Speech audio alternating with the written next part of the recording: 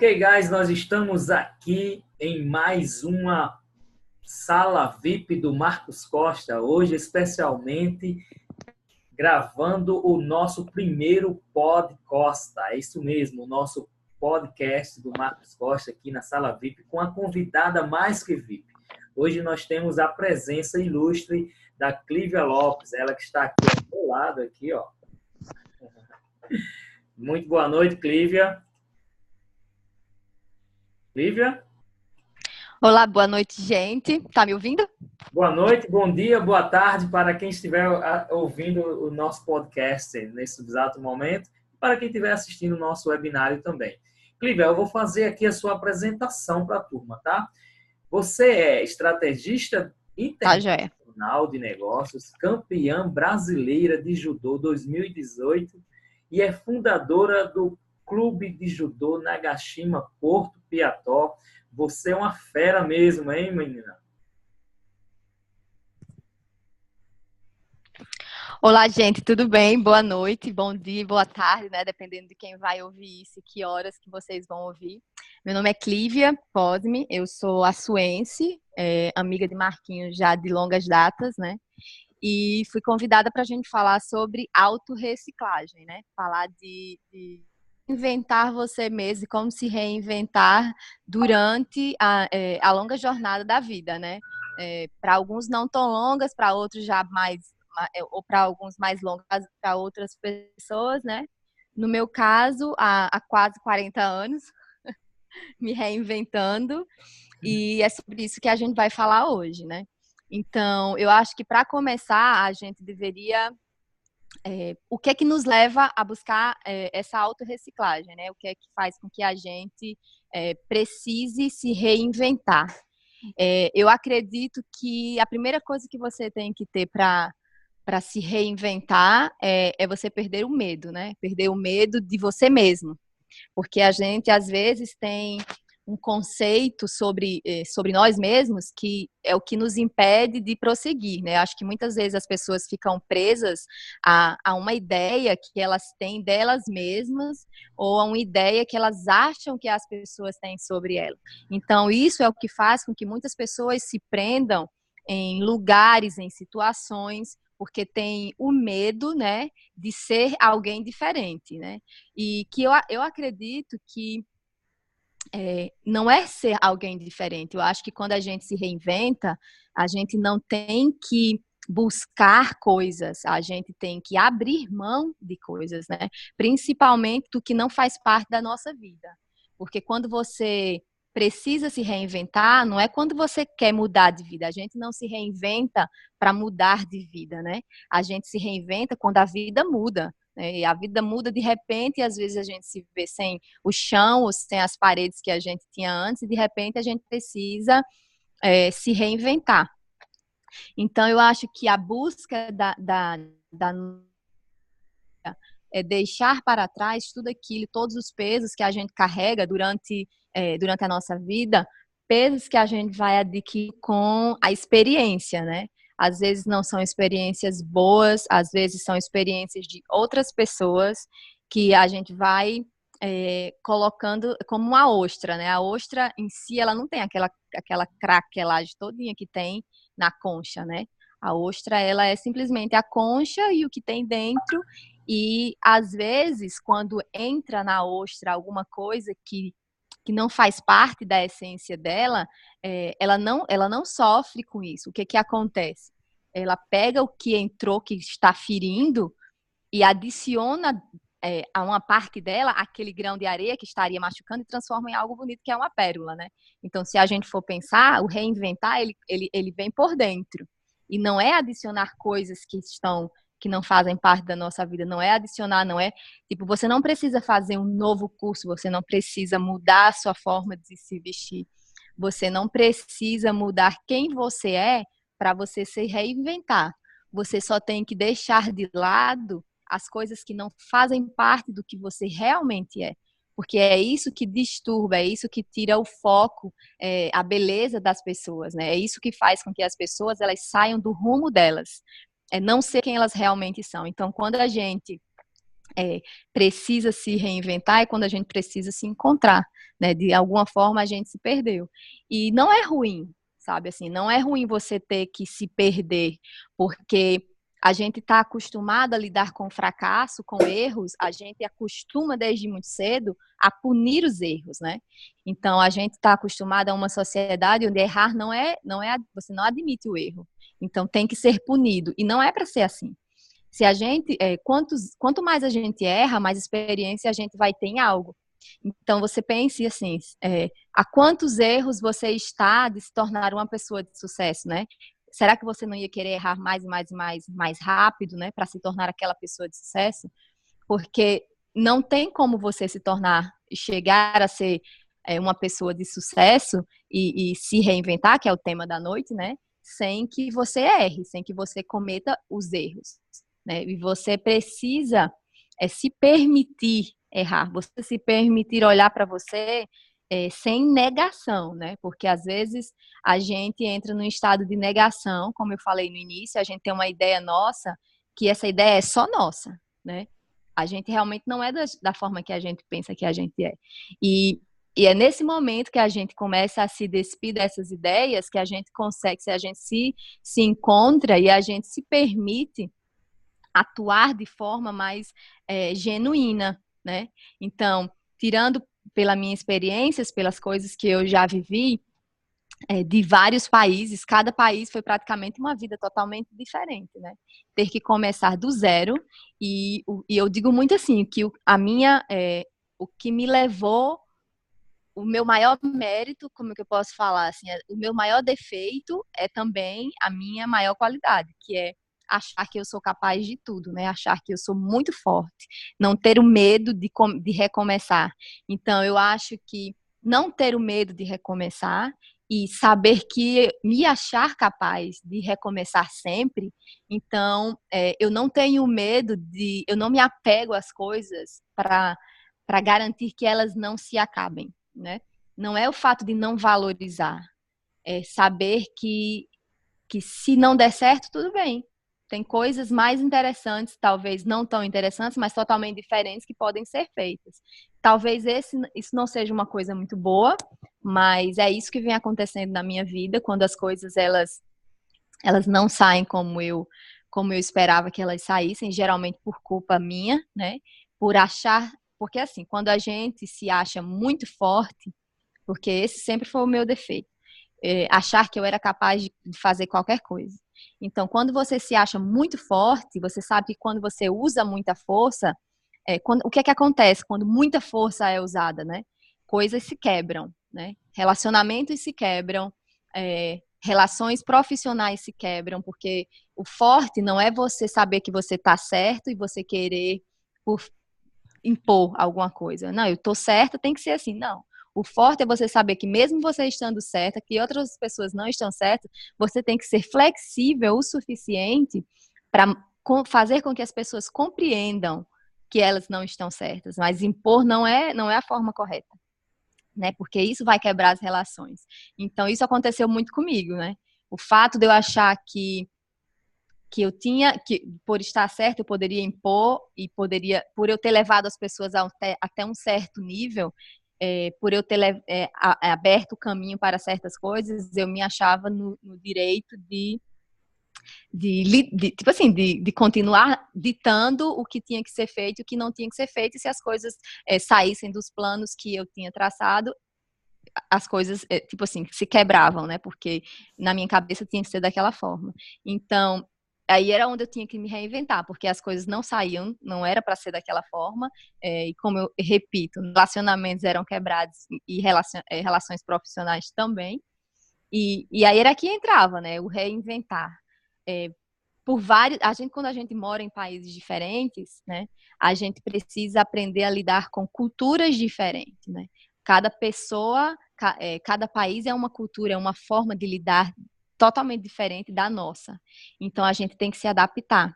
A gente não pode achar que o que dá certo aqui vai dar certo no Oriente Médio ou vai dar certo é, na Índia, entendeu? As coisas são totalmente diferentes. Então, quando a gente consegue se adaptar a isso, quando a gente consegue perceber que não é do nosso jeito, né? Mas que tem um jeito, mas não precisa ser do nosso jeito, você começa a se encontrar, né? Quando você não tem que, quando você abandona os rótulos, quando você não precisa de títulos, é que você consegue compreender quem você realmente é.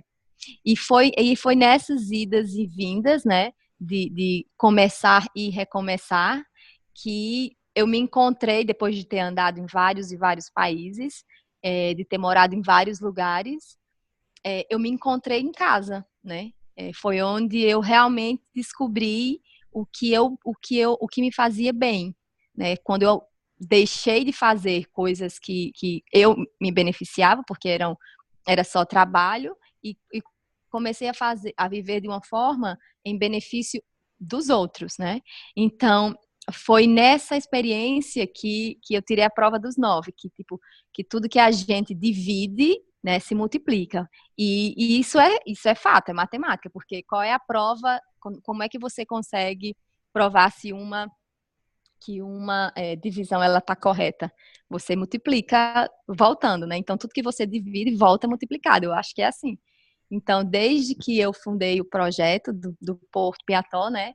Do Nagashima Porto Piató, para mim não foi nem reinventar. Eu não me reciclei. Eu simplesmente assim, a casca da ostra caiu, né? E ficou quem eu realmente era. Porque eu me lembro bem que em todos os lugares que eu morei, por melhor que eu estivesse, por todos os projetos que eu concluí, por melhor que eles fossem, por todas as pessoas que eu convivi, sempre faltava algo, né? Eu sempre me perguntava, eu sempre tinha um momento na minha vida que eu chegava e me perguntava, para que eu vim para esse mundo? Será que é só para isso, né? Será que a minha vida é só isso? Eu sempre tinha essa pergunta, eu dizia, eu não acredito que eu vim ao mundo simplesmente para isso, não pode ser. Sabe, eu achava que tinha alguma coisa a mais que eu tinha vindo aqui para fazer. Eu achava que não tinha condições de uma pessoa ter aprendido várias línguas, aprendido a conviver com diferentes povos e culturas, para simplesmente tirar esse benefício para minha vida, só para minha vida. Eu acreditava que estava faltando alguma coisa, né? E foi quando o projeto do Porto Piató surgiu. Foi aí que eu realmente me encontrei, né? Foi aí que eu descobri que as coisas, elas acontecem quando você deixa cair a guarda, né? Quando você não quer ser, tipo, quando você não pretende, quando você não tem que impressionar a ninguém, quando você não tem que dar resultados, é quando os resultados eles aparecem, né? Porque as pessoas, existe uma diferença entre pessoas de sucesso e pessoas bem-sucedidas, né? As pessoas bem-sucedidas, elas oferecem o que as pessoas querem, mas as pessoas de sucesso, elas oferecem o que as pessoas, elas trazem o que as pessoas precisam, né? E às vezes elas nem acham, elas nem sabem que elas precisam. Então é aí que entram as pessoas de sucesso. Ela traz o que as pessoas precisam sem nem saber que precisava ainda. É o caso de Henry Ford, né? O criador do motor Ford. Tipo, a frase mais sublime dele é quando ele fala que se eu tivesse perguntado para as pessoas o que elas teriam dito que queriam cavalos mais velozes. Elas iam dizer que queriam cavalos mais velozes, mas não era isso que elas precisavam, né? Elas precisavam de carro para se movimentar a distâncias maiores, velocidades maiores, e foi isso que ele deu. Mas se você pergunta às pessoas o que elas querem, elas não sabem o que elas precisam. O que elas querem baseado na experiência dos outros, né? Então as pessoas elas se baseiam nas experiências dos outros e acreditam que aquilo vai dar certo para elas. Então, o parâmetro que as pessoas têm é da vida de outras pessoas. E nem sempre o que é bonito e o que é bom para as outras pessoas vai dar certo para a nossa vida, porque às vezes nem está dando certo para a vida daquela pessoa, mas a gente acha que está, né? Então, é aí que aparecem as pessoas de sucesso, quando elas olham e elas conseguem identificar o que as pessoas precisam e não o que as pessoas querem. Então, é isso, né? Então, eu acho que o reinventar, resumindo tudo, é você perder o medo de fracassar, né? É você conseguir olhar para você da forma que você realmente é e ficar tudo bem com isso, sabe? Ver que você se identificar, se reconhecer, sem mais nem menos, né? Sem glitter e sem drama. E ficar bem com isso, sabe? Ficar de boa. E seguir a vida com quem você é, ficar de bem com quem você é. E tirar os rótulos e se doar. Buscar sempre a excelência, né? Eu acho que uma das características e uma das respostas que eu tenho sempre, porque que tudo que eu me propus a fazer até hoje, de uma certa forma deu certo, é porque eu sempre busquei a excelência em tudo que eu fazia. Eu nunca dei o que as pessoas pediam. Eu sempre procurei, né? É que eu acabei de falar, é você conseguir identificar o que está faltando. E você ser capaz de visualizar isso e fazer o delivery, né? Você conseguir entregar aquilo que as pessoas não esperavam que elas poderiam ter, que elas não sabiam nem que elas precisavam. Então, eu acho que o que me levou a realmente conseguir dar certo em todos os países por onde eu andei é que tudo que eu fazia, eu dava 200%.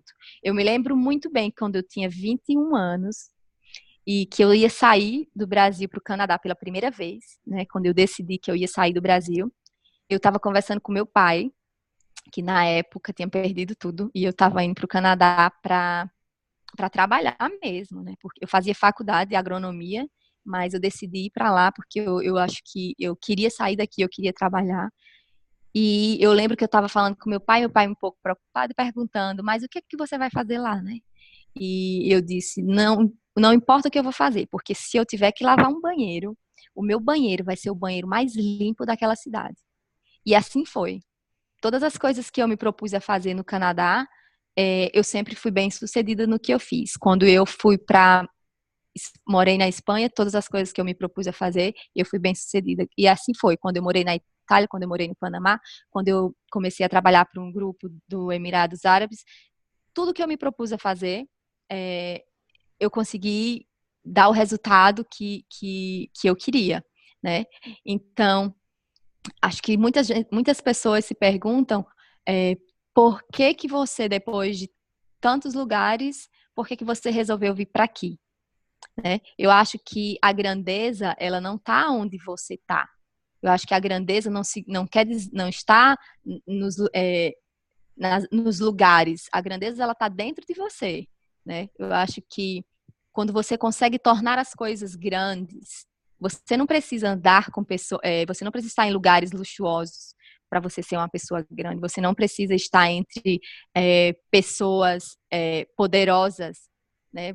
A grandeza ela está dentro de você. Quando você consegue fazer que os que estão ao seu redor se tornem grandes ou maiores do que eram antes, então eu acho que maior grandeza que essa não existe, né? Então eu nunca estive tão realizada na minha vida. Eu acho que o projeto do Porto Piató, ele só está começando.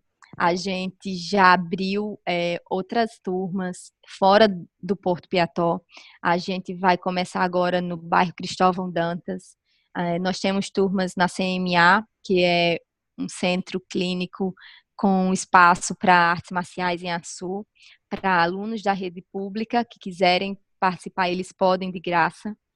Então, eu acho que o projeto do Porto Piató ele vai além, né, bem além de simplesmente um time, uma equipe de judô. Eu acho que o projeto em si ele está em fazer com que as pessoas descubram quem elas são, né? E não quem as pessoas diziam que elas eram. Né? A gente está ali para mostrar para elas quem elas são de verdade, tirar todas essas cicatrizes, esse peso das costas que as pessoas que têm que foram menos beneficiadas carrega, né, de uma experiência muitas vezes até traumática, né, que muita criança traz muito peso nas costas. Então, o nosso trabalho é tirar essa casca, sabe? É fazer com que as crianças e jovens consigam olhar para eles da forma que eles são, né? Que são apenas jovens, independente de onde eles vieram, independente do que eles passaram, que as oportunidades estão ali e que tudo o que eles precisam para crescer está dentro deles. né? Eles só têm que conseguir achar isso aí. Que eu falo muito para eles, o atleta campeão está dentro de vocês. Você só tem que conseguir chamar ele para fora, né? Isso aí é um trabalho que só você vai poder fazer. Eu não consigo fazer. Não é os ensinamentos que a gente vai dar, não é, as oportunidades que a gente vai trazer que vai transformar você num campeão. O que vai transformar vocês num campeão é você conversar com o campeão que está dentro de você e fazer com que ele acredite nisso também, né? A gente acredita, agora você tem que acreditar, a pessoa que está dentro de você também tem que acreditar. Então, eu acho que cai muito nesse tema de reinventar, de se reinventar. Nesse caso, a gente só está apresentando para eles quem eles são, a gente só está deixando que eles saibam quem eles são de verdade, né? Que não existe título, não existe rótulo, ali todo mundo é atleta, né? Quando a gente chega num campeonato de judô, são centenas de jovens e a única coisa que separa um do outro é o quão bom eles são naquele esporte. Ali não tem filho de não sei quem, filho de daquilo, isso e aquilo, não existe isso lá dentro. Lá dentro é se o menino é bom, quantas medalhas ele ganhou, ganhou tal campeonato, ele faz tal golpe muito bem, ele faz isso assim, ou seja, é de uma igualdade tão genuína e tão democrática que eu acho que não existia lugar melhor para que a gente levasse esses jovens, sabe? Eles são recebidos como todos são recebidos, né? Todo mundo lá dentro é igual. Como eu disse, o que vai lhe diferenciar é o que você vai fazer com o que a gente está lidando. Né? Então, eu acho que não existe um reinventar melhor do que esse. Dar às pessoas a oportunidade de se conhecerem e de fazer com que a vida delas sejam melhores do que era antes. Né? Até porque, para que a gente está aqui nesse mundo, né?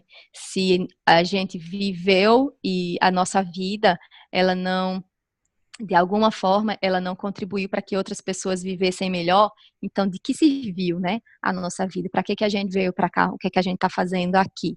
Né? A vida ela é tão curta, que se a gente perder tempo, se a gente prestar bem atenção, a gente viver só para a gente vai estar vivendo na mediocridade, né? Uma vida medíocre, ou seja, é um pouco de mediocridade você viver ali simplesmente para benefícios próprios, né? E é isso que a nossa sociedade está muito ligada.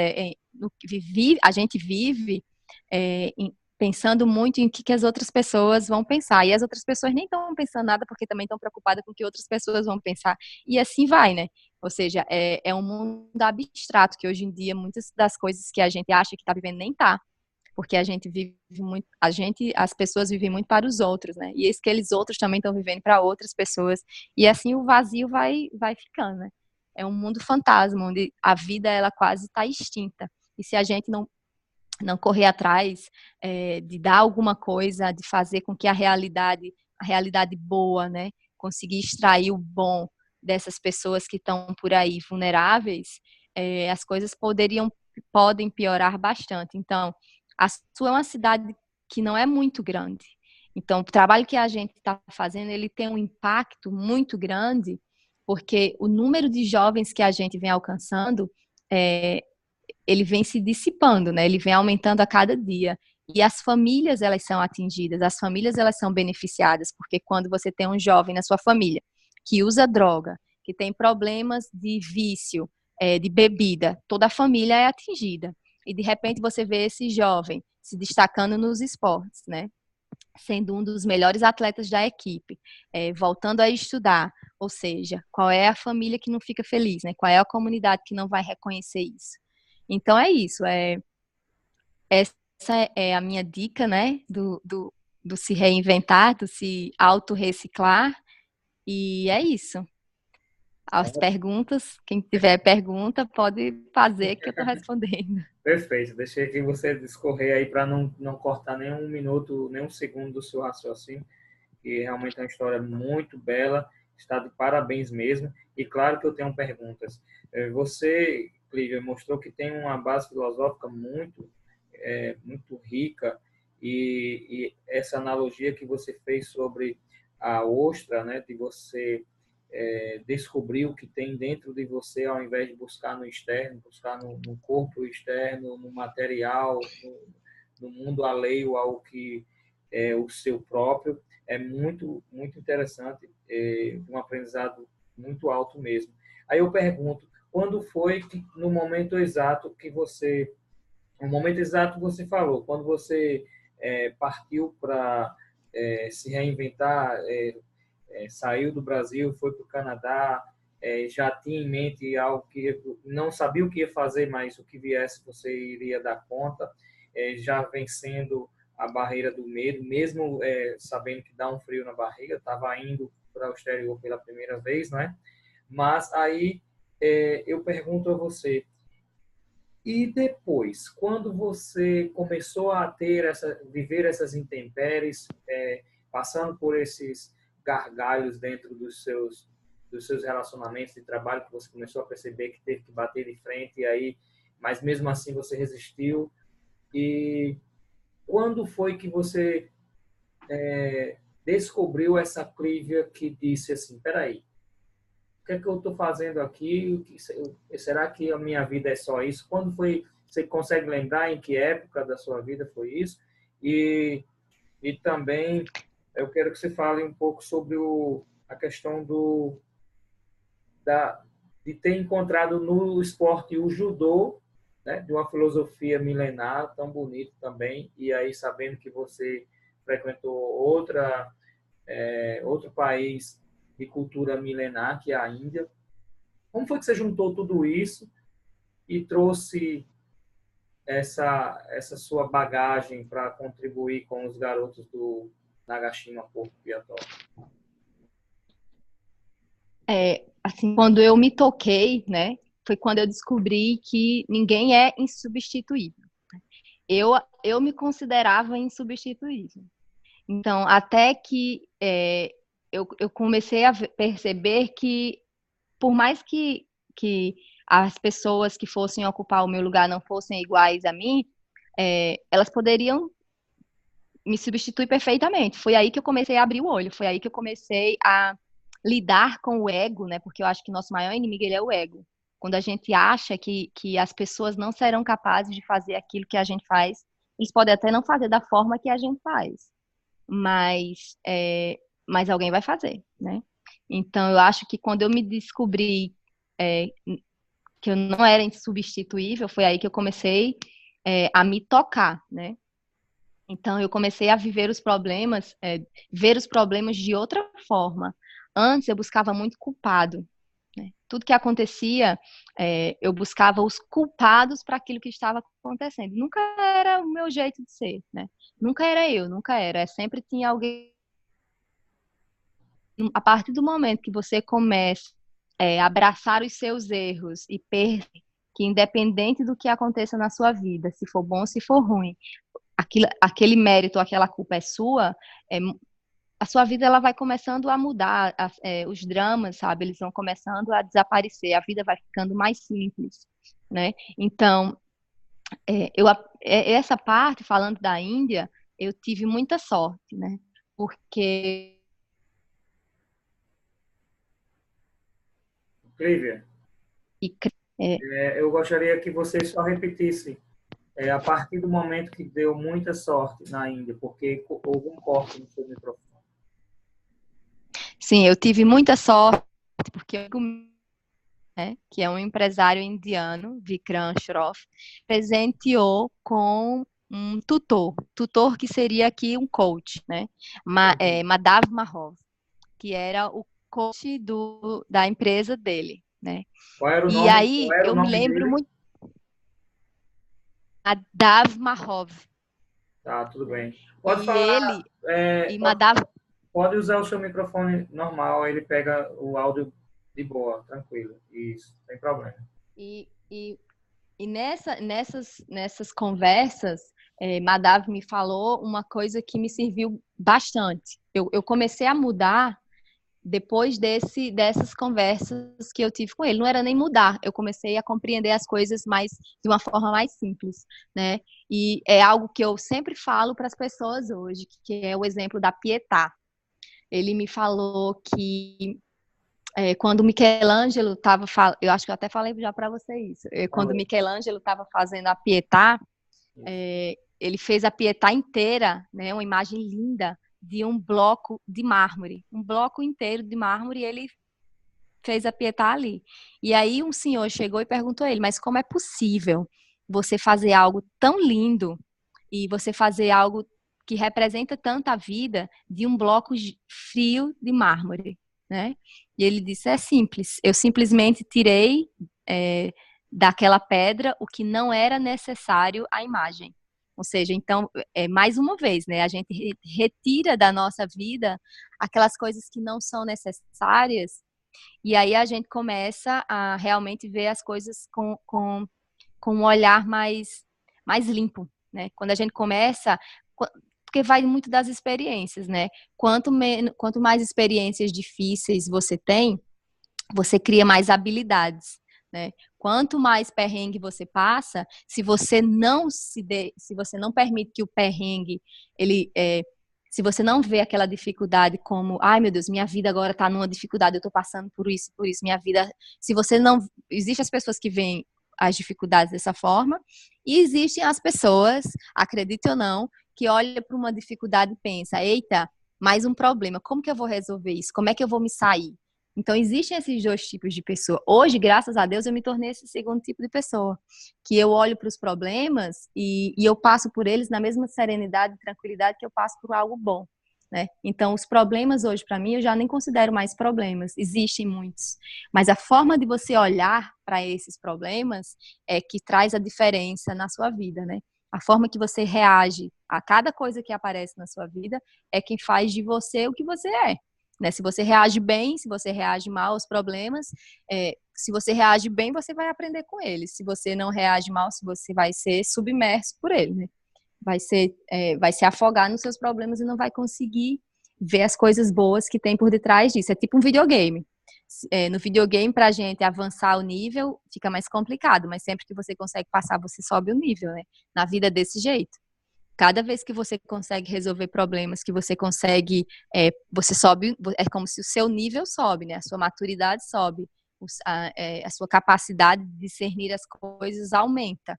E quanto mais a sua capacidade de discernir aumenta, menos problemas lhe atingem, porque você consegue lidar com as coisas de uma forma melhor. Então, eu acho que a Índia trouxe isso para mim, né? Trouxe isso porque a Índia tem muito problema. A Índia tem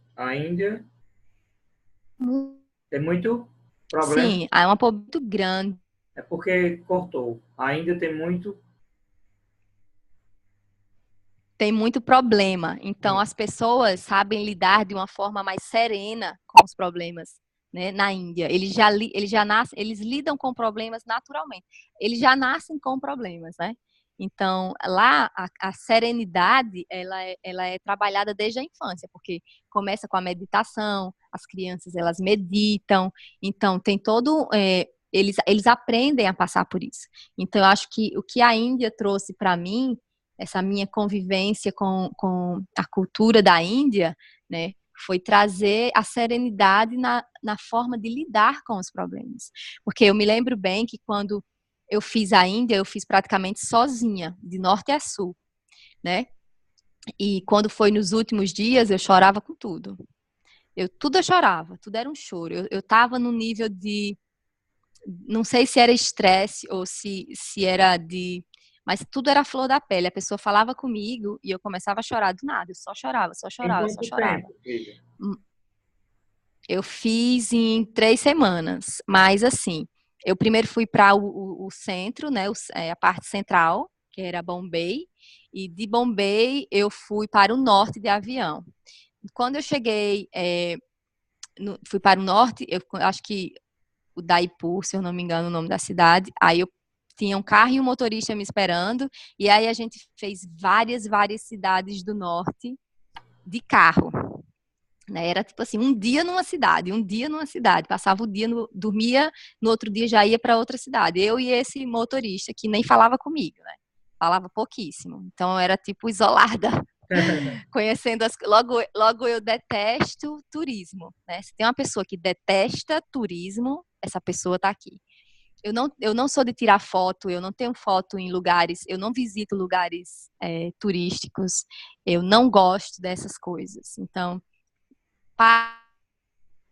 É bom que fique aqui claro para quem está nos ouvindo e nos assistindo agora que não gostar de turismo não quer dizer gostar de conhecer lugares, tá?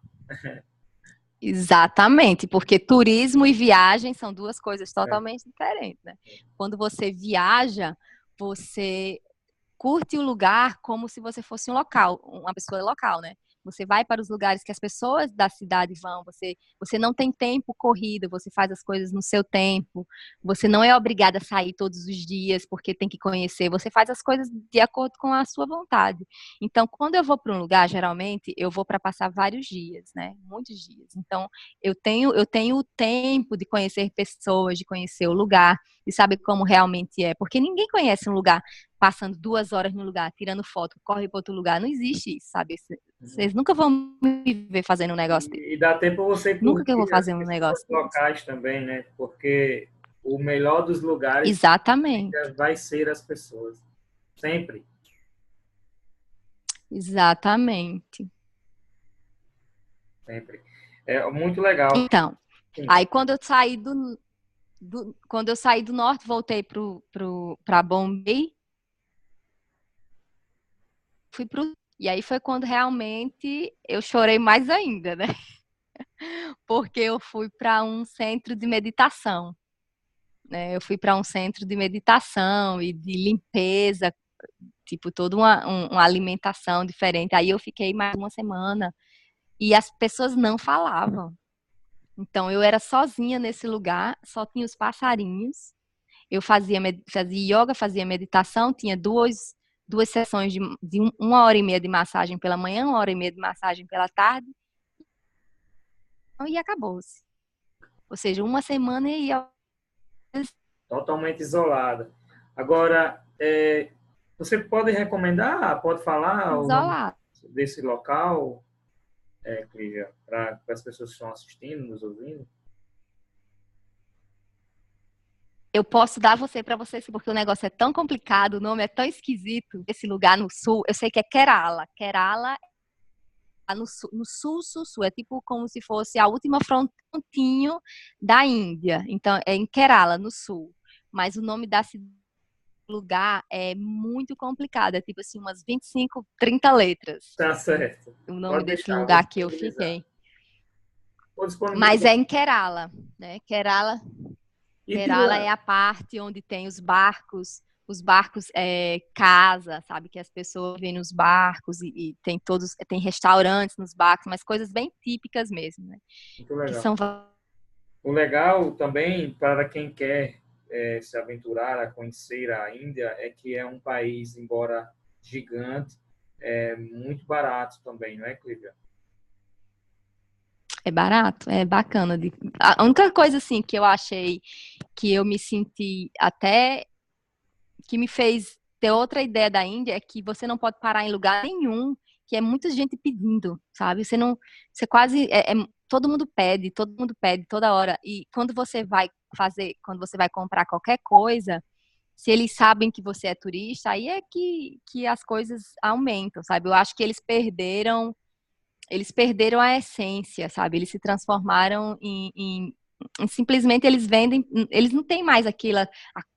Eu acho que antes era mais, você sentia mais a cultura. Hoje em dia é muito comercial.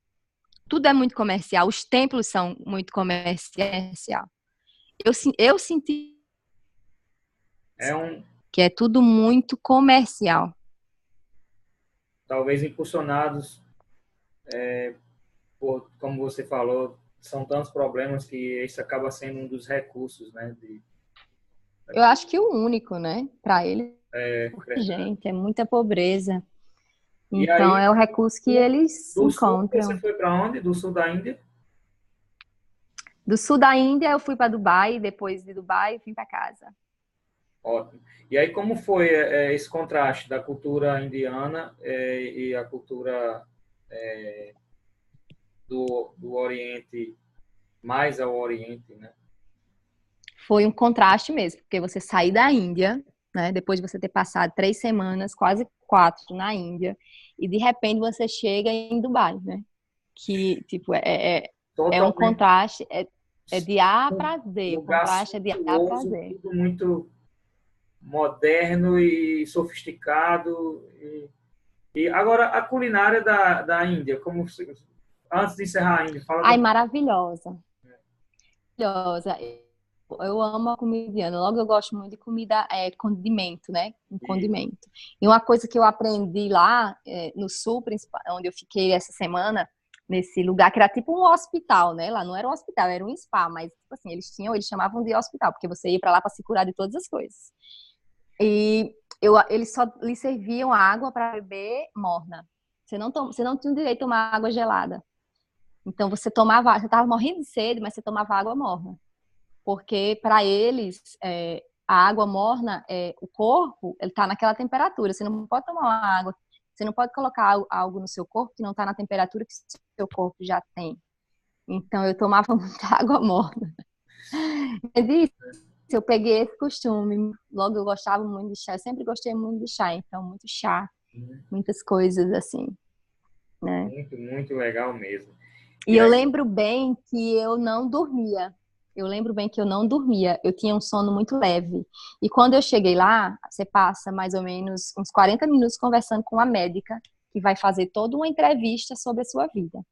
Nessa entrevista, se você dorme, se você não dorme, do que ela vai fazendo perguntas da sua infância, fazendo perguntas da sua adolescência, sabendo sobre coisas traumáticas que aconteceram na sua vida, sem tocar em você. Ela vai descobrir todas as doenças que você tem.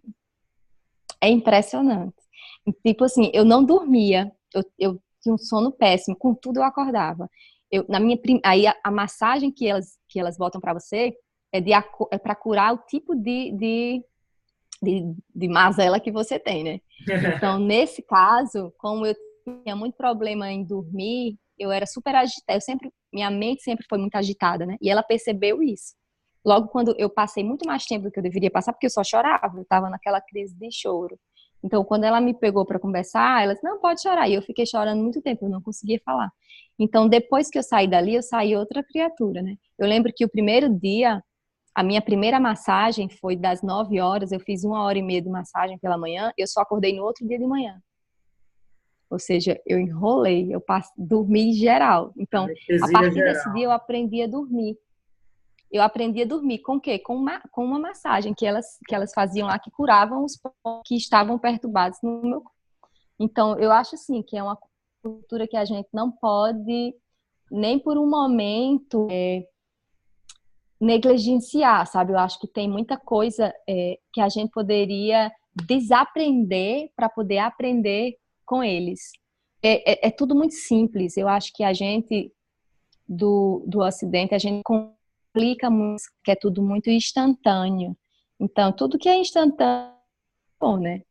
Então, eu acho que se a gente desaprendesse muitas coisas para aprender com eles, eu acho que a nossa vida mudaria para melhor. Um exemplo que eu sempre lembro é que o trânsito é caótico, né? É caótico, assim, é de você gritar no carro. Eu ficava enlouquecida.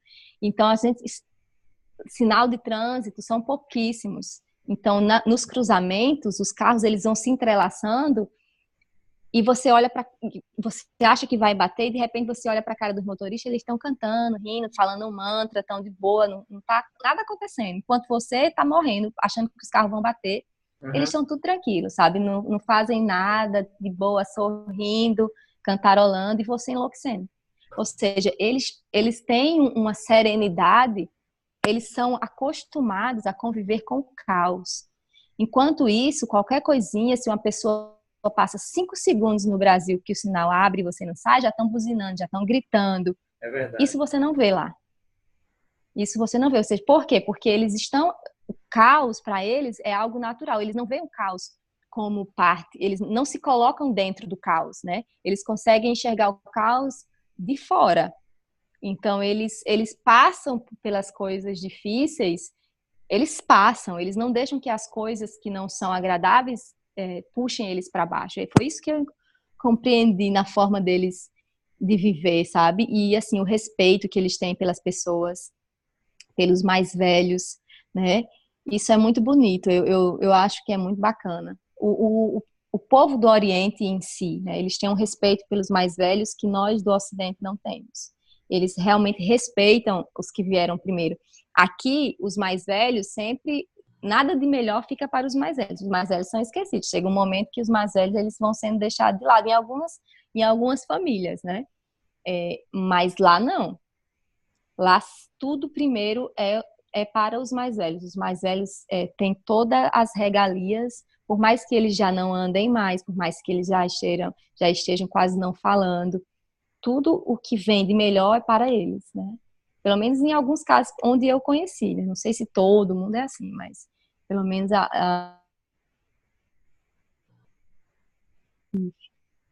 Lívia? Então, outra coisa que eu acho que assim, oi, tá me ouvindo? Parou no, pelo menos, alguma coisa aí. Pelo menos foi essa experiência que eu tive, né? Isso. É o mesmo caso do Oriente em relação à mulher, né? Do Oriente Médio em relação à mulher. Tem gente que acha que a mulher não fala nada, que a mulher não tem direito, e não é isso que eu vejo.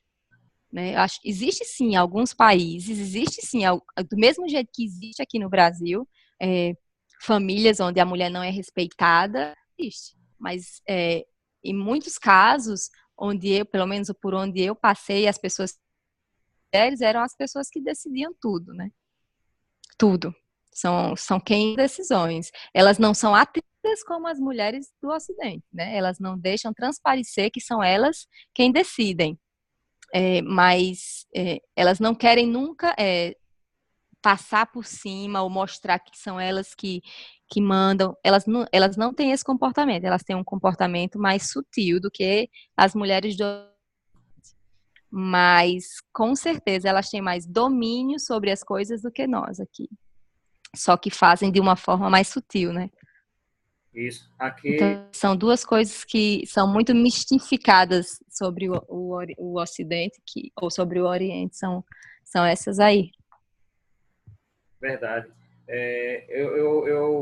Aqui nós estamos, nosso ego ele é tão exacerbado que e também já tem uma cultura em que o machismo ele imperou durante tanto tempo que numa maneira de recuperar o espaço.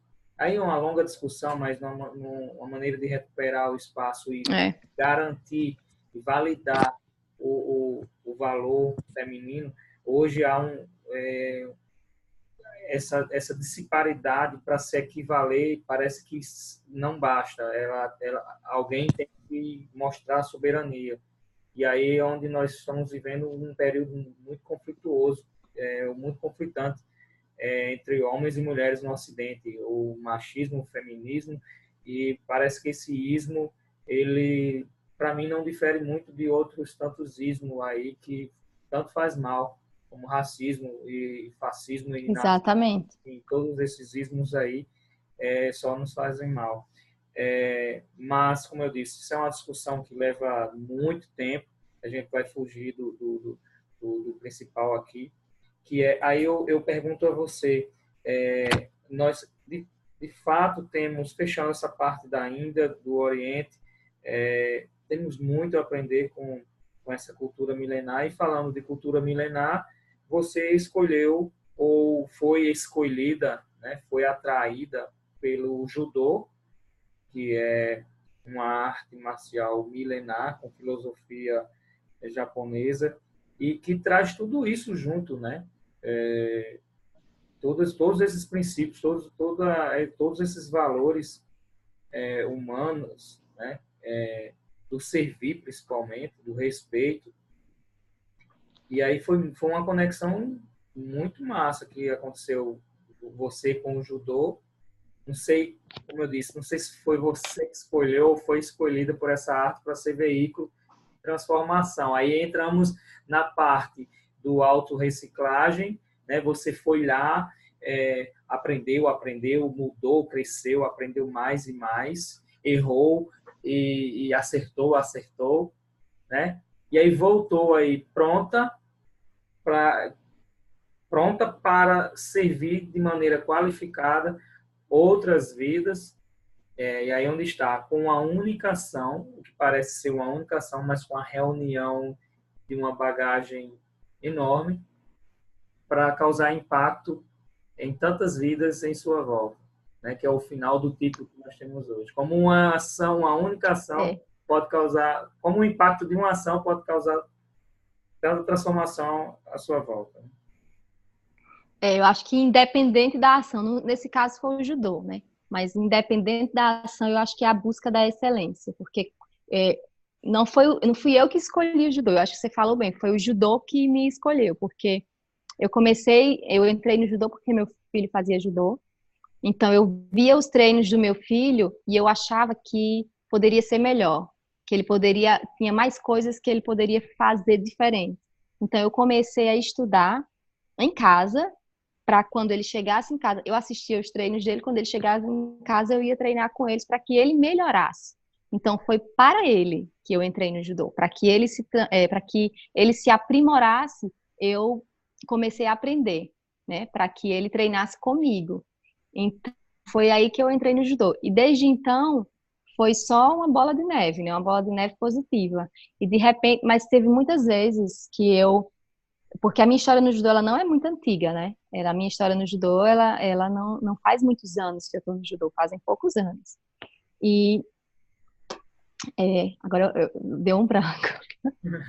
Nem tanto tempo assim. Você Sim, começou, aí acho que não faz nem 2 eu anos. me perguntava, não faz, são 2 anos. Então, durante esse tempo, como eu era muito envolvida no judô, chega, che- assim, tiveram momentos que eu me perguntava por que que eu era tão envolvida no judô, por que que eu estava tão ligada nisso. Várias vezes eu cheguei a me perguntar, né? Eu sou muito de fazer questionamento da minha própria vida para eu mesma, né? Eu fico me questionando qual o sentido que aquilo tem na minha vida, por que que aquilo está acontecendo. Eu sempre faço isso. Então, eu perguntava por que que o judô? Porque tem que ter algum motivo, eu não posso botar tanto tempo da minha vida Nada é por em acaso. algo e ser só isso. Nada é por acaso. E hoje eu sei o porquê. Eu acho que nesse caso eu fui um instrumento. Eu acho que existia algo a ser feito e nesse caso eu fui usada como um instrumento. Eu acho que Deus sabe quem entrega as coisas, os propósitos, né? E eu acho que nesse caso foi um propósito que Deus tinha para cá. E ele me escolheu para que eu fizesse isso. Então, esse projeto não é, eu falo muito, não é meu. Ele é de Deus, né? Deus simplesmente me pegou para que eu realizasse. Mas não é meu, é dele. Então, talvez, o fato de todas as coisas que eu passei, foi um teste para saber se realmente eu ia, ser capaz, né? De dar o meu melhor e de fazer com que as pessoas encontrassem o melhor delas. Que era isso, talvez o significado de tudo isso, né? Então, tá aí, o resultado foi esse. Está Legal. sendo esse. Muito legal mesmo. Aí eu vou puxar aqui um pouco sardinha aqui para o meu lado aqui. Eu que também sou apaixonado por viagens e um dos nossos objetivos nesse espaço aqui é inspirar pessoas a saírem da zona de conforto, desbravar o mundo, viver esse tipo de experiência, não querendo que elas abandonem a sua essência, que elas mas também que elas não morram abraçadas com suas crenças, porque elas muitas vezes, como você mesmo disse, pode nos ajudar, mas também nos aprisionar. E é necessário às vezes a gente se desprender, se desligar de algumas crenças que mais nos limitam do que nos expandem. E aí no momento em que você se permite dar um jump, né, de você saltar para uma nova perspectiva, você já começa a enxergar você mesmo, né? Às vezes é preciso você sair do ponto onde está para que você veja e reveja, né? Quais são os, os seus, quais são os princípios dos quais realmente irão te conduzir e que são realmente importantes para você e para as pessoas que estão em sua volta, né? Porque você mesma disse, o modelo que você tinha antes, de que, por saber da sua competência, das suas capacidades, aquilo muitas vezes lhe entorpeceu a ponto de achar que outras pessoas não iriam, não deveriam, né, ocupar o mesmo espaço que você. Mas com tanta gente aí, né, por que não, né? Por que não? Exatamente. E aí, viajar é realmente muito enriquecedor. Você está de parabéns. É uma questão de poder. Muitos podem dizer que é sorte, mas eu acredito que é também busca. Você quis isso, outras pessoas tiveram a mesma sorte e não quiseram. Não vejo problema nenhum nisso. A felicidade, ela, desde que você esteja feliz. Agora, às vezes, da mesma forma que às vezes você disse que a gente enxerga problemas que não existem, às vezes a gente pode ter uma percepção de felicidade que às vezes nem é, porque é mais uma ilusão, né? Pode ser isso também, será? Exatamente, pode sim. Por É, isso que o importante é você conseguir se é aquela a importância de você se ver como você realmente é, né? De ver as coisas como elas realmente são, sem glitter e sem drama, né? Você ter a habilidade de enxergar as coisas como elas são, porque a ilusão, ela nada mais é do que uma mutilação, né? Quanto mais você se ilude, mais você está se mutilando, né? Você está tirando pedaços de você mesmo para colocar coisas que não existem. Então, eu acho que é super importante você ser capaz de compreender o que. Porque com aquela que a gente falou bem no início, né? Você achar que a felicidade, o que é felicidade para alguém pode ser para você também, e você correr atrás de coisas que são felizes, que são boas para outras pessoas. Né? Você usa o exatamente. exemplo de outras pessoas achando que vai se adequar a você e às vezes nem é. É, Sabe? Às vezes a sua felicidade é totalmente diferente do que outras pessoas estão é. vivendo.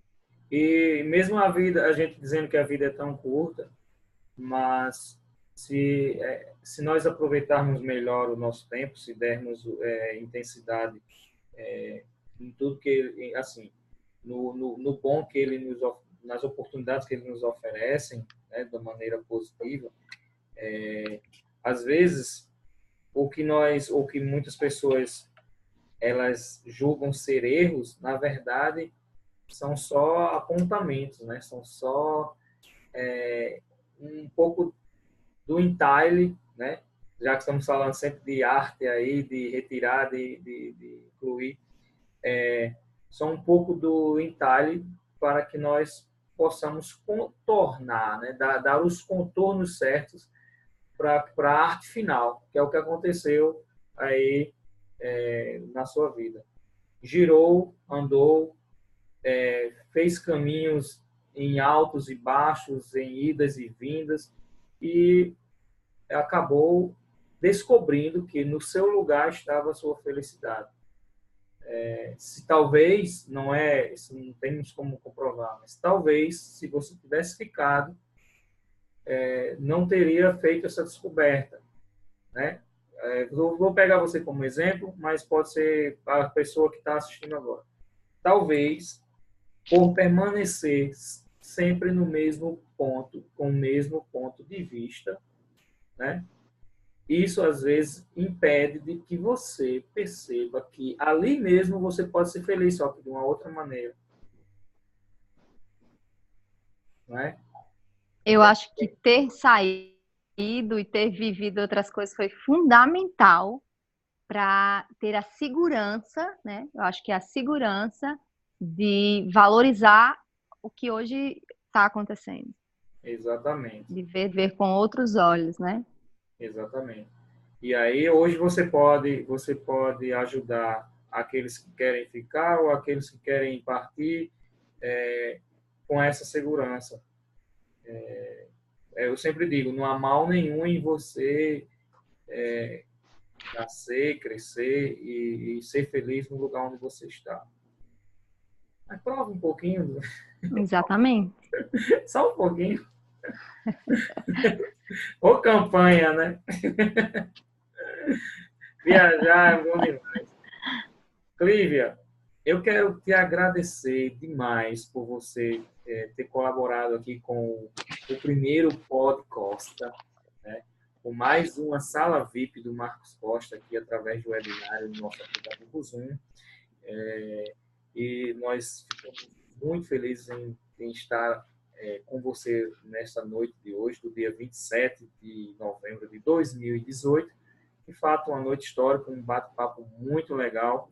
Eu quero mandar um abraço para algumas pessoas aqui, para o Dr. Mário Tinoco, meu dentista favorito, ele que sempre valoriza e acompanha aqui o nosso trabalho, para todos os colaboradores, voluntários do Nagashima Porto Piató, para o Sensei Henrique, esse cara que é seu parceiro nesse projeto, que está transformando vidas na Lagoa, na comunidade do Porto Piató. Eu gostaria que você falasse de quem você quiser nesse momento, das pessoas que contribuíram, elas merecem, porque estão servindo também, das empresas, de quem você quiser falar, né? Do parceiro Sensei Henrique, que tem um coração gigante aí, que está ao seu lado trabalhando nesse projeto, e quem você quiser, fica à vontade. Eu tenho que realmente agradecer a Sensei Henrique Souza, né, por ter vindo de Natal e ter se doado a esse projeto, porque se não fosse ele, metade das coisas que acontecem não estariam acontecendo. Agradecer em especial aos nossos colaboradores, né? Tiveram empresas que já colaboraram com a gente, e tem empresas que são fixas, né? Que colaboram com a gente todos os meses, que é o caso do 10 de abril, né? De Jaize, e que é o caso do supermercado Carvalho, de Cariza. Então, um abraço muito grande para elas, que nunca falham com a gente, né? Eles estão sempre presentes ali.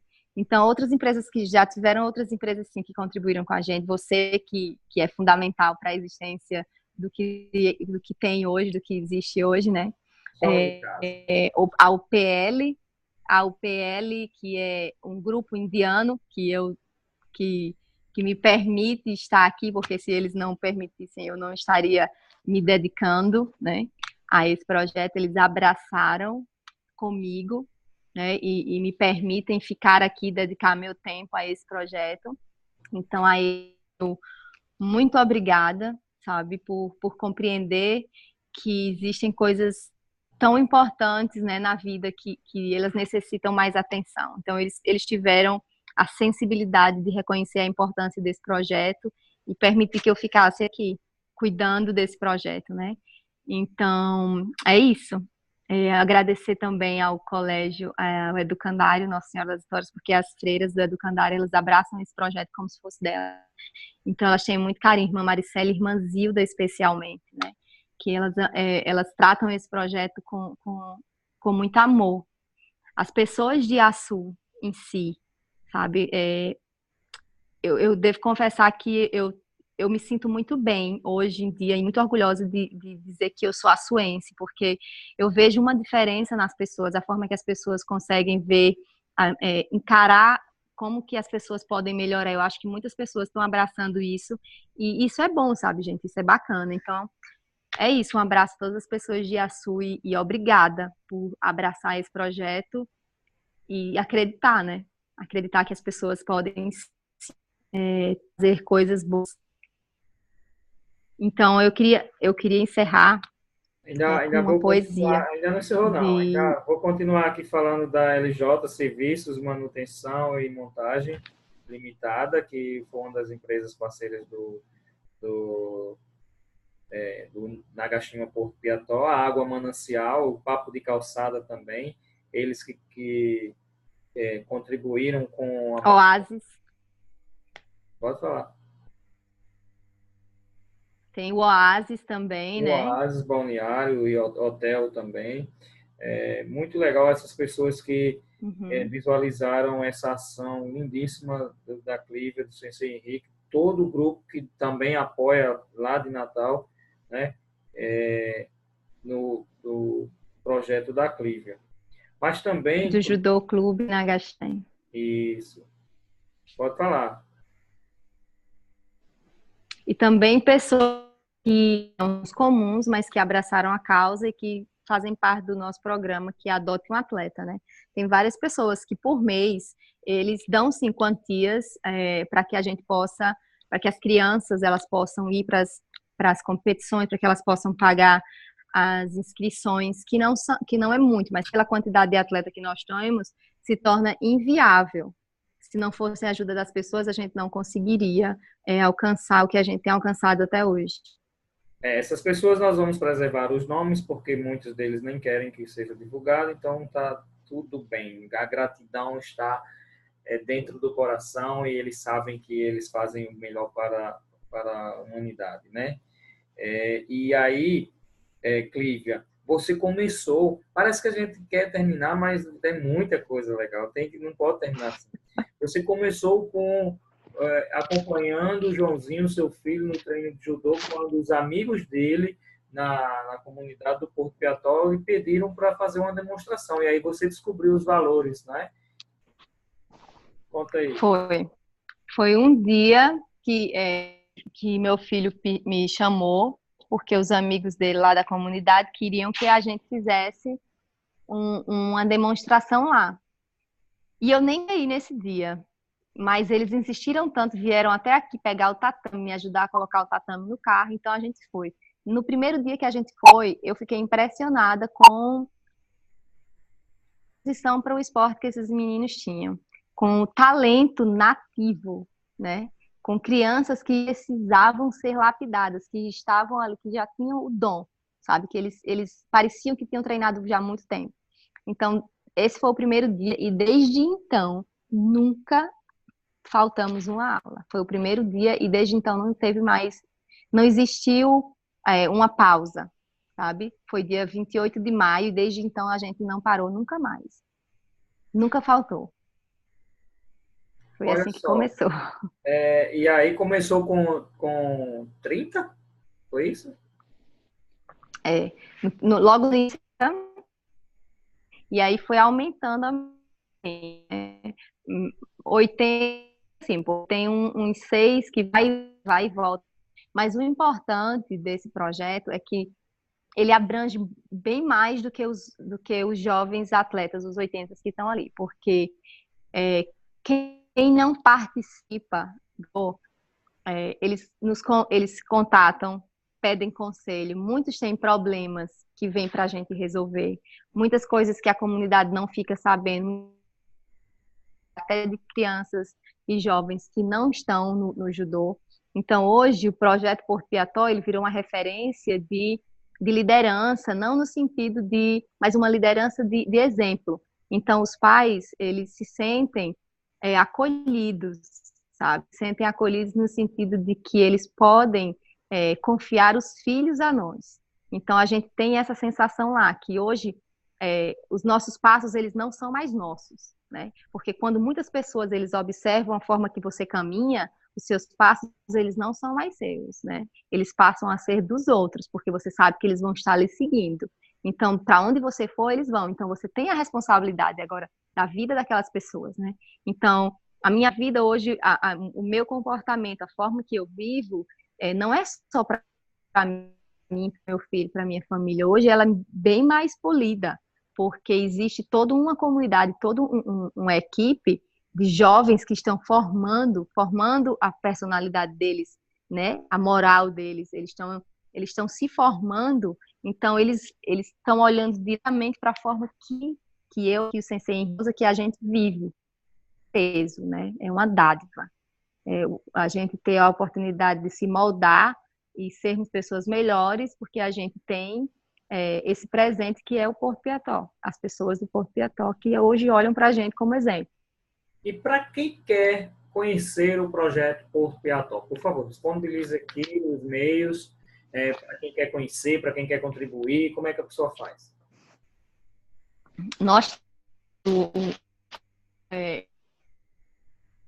através do Instagram, né? O nosso Instagram é Nagashima, com SH, Nagashima PP. Então, através do nosso Instagram, vocês podem entrar em contato tanto pelo e-mail como pelo telefone, que lá tem todas as informações. Lá vocês têm como a desenvolvimento dos jovens, saber o que eles estão fazendo, quais são os eventos que eles estão participando, tudo mais. Então, eu acho que é a forma mais rápida de acesso tanto a gente quanto aos atletas é através do nosso Instagram, que é NagashimaPP. Show de bola. Eu vou compartilhar aqui com o pessoal essa tela, para que eles possam já ver aí, enquanto você pode fazer as considerações finais, porque nós já estamos nos aproximando do encerramento da nossa Sala VIP Marcos Costa com Clívia Lopes hoje. Cosme, eu sei que meu nome é bem grande, mas eu uso o último. Ah, é? Ótimo. Eu vou errar Oi? Charles Bukowski, que eu vou encerrar minha participação com uma poesia, um poema de Charles Bukowski, que eu amo muito, né? O nome do poema é Reinvente Sua Vida. E aí ele fala assim: se invente e depois reinvente-se. Não fique nadando no mesmo poço. Você pode Se invente, recomeçar? depois reinvente-se. Você pode recomeçar porque Posso? o microfone cortou. Posso. Pronto, eu vou falar agora.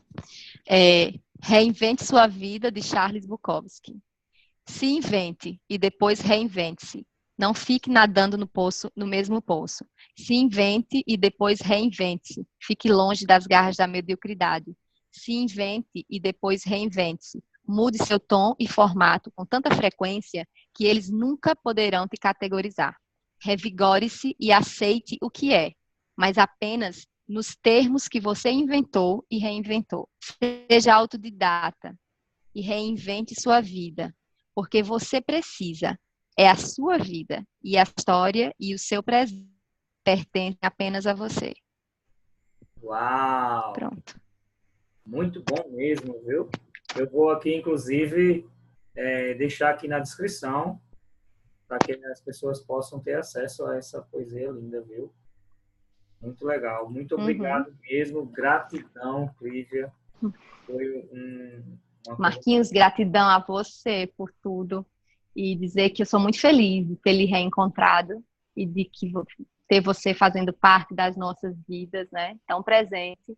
E que Deus lhe abençoe e que todas as coisas elas aconteçam, né, da forma mais serena possível, porque eu acho que é isso que a gente precisa de serenidade, né, para poder viver as coisas com equilíbrio da forma que elas são, né.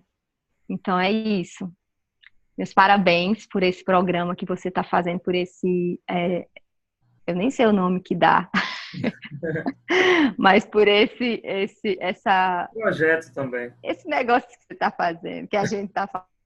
Essa coisa. De todas terças e quinta coisa. É. Estão fazendo, vocês, pessoas modernas e atualizadas. Parabéns e que as pessoas escutem, né? E não só escutem, mas que dividam suas experiências e que a gente vá crescendo, todo mundo junto, né? E um mundo mais humano, é isso que eu desejo para todo mundo. Obrigada.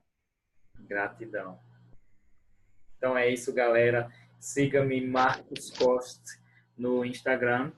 Conheça aqui no Instagram também e no YouTube, tá bom? E siga NagashimaPP no Instagram. Muito obrigado. Encerramos aqui o nosso primeiro podcast da história com Clívia Cosme. Um abraço, galera. A gente se vê na próxima. Na quinta-feira, depois de amanhã, dia 29, nós já temos um encontro marcado com a Pri Benites, a Priscila Benites, ela que é curitibana, mas que morou, assim como eu, na cidade de Dublin e viajou, foi para a Ásia, foi para a Índia, foi para Singapura, foi para Vietnã, para Laos, morou na Tailândia, professora de yoga, tem uma história parecida com a da Clívia, hoje voltou para o Brasil, está no Rio de Janeiro, nem sei onde ela está agora, ela estava ontem no Espírito Santo, amanhã talvez esteja no Rio. Enfim, falaremos com a Priscila, Vai ser mais um bate-papo muito legal aqui. Eu te convido, viu, Clívia? Estarei aqui. Yes. Um abraço, fiquem com Deus. Gratidão.